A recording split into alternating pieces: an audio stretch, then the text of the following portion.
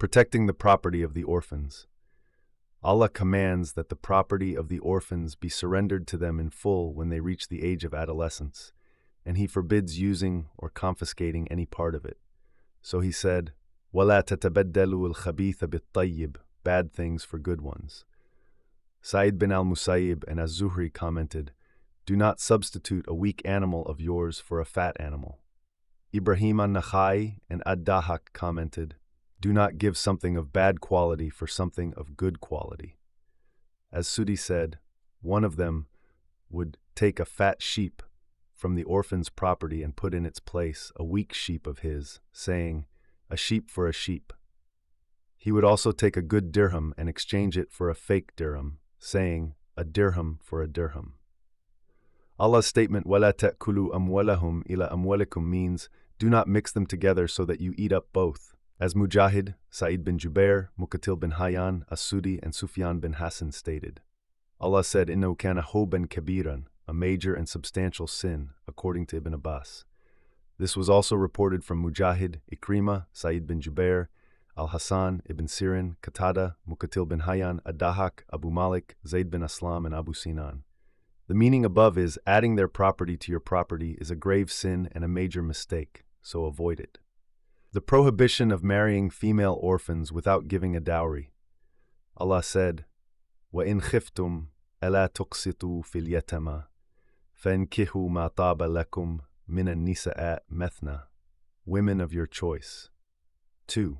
Allah commands, when one of you is the caretaker of a female orphan and he fears that he might not give her a dowry that is suitable for women of her status, he should marry other women, who are plenty, as Allah has not restricted him.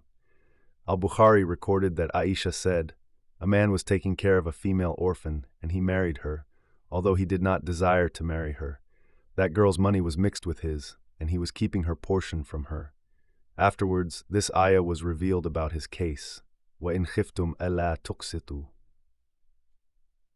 Al-Bukhari recorded that Urwa bin Az-Zubayr said that he asked Aisha about the meaning of the statement of Allah, وَإِنْ خِفْتُمْ أَلَا تُقْسِطُوا فِي الْيَتَامَى. She said, O my nephew, this is about the orphan girl who lives with her guardian and shares his property. Her wealth and beauty may tempt him to marry her without giving her an adequate dowry which might have been given by another suitor.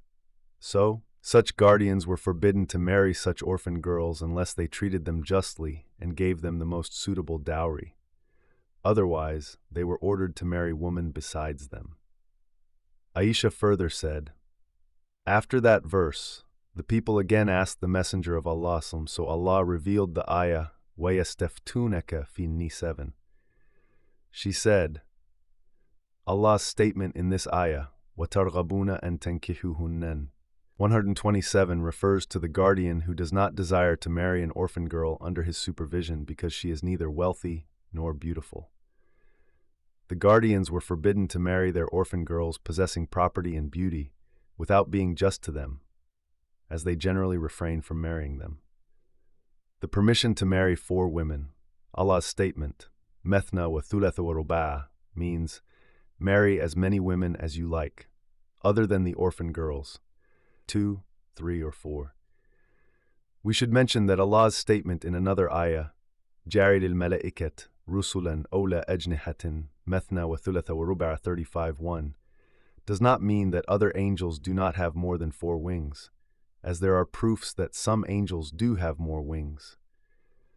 Yet, men are prohibited from marrying more than 4 wives, as the ayah decrees, since the ayah specifies what men are allowed of wives, as Ibn Abbas and the majority of scholars stated. If it were allowed for them to have more than 4 wives, the ayah would have mentioned it. Imam Ahmad recorded that Salim said that his father said that Gilan bin Salama al-Thaqafi had 10 wives when he became Muslim, and the Prophet said to him, choose any 4 of them. During the reign of Umar, Gilan divorced his remaining wives and divided his money between his children.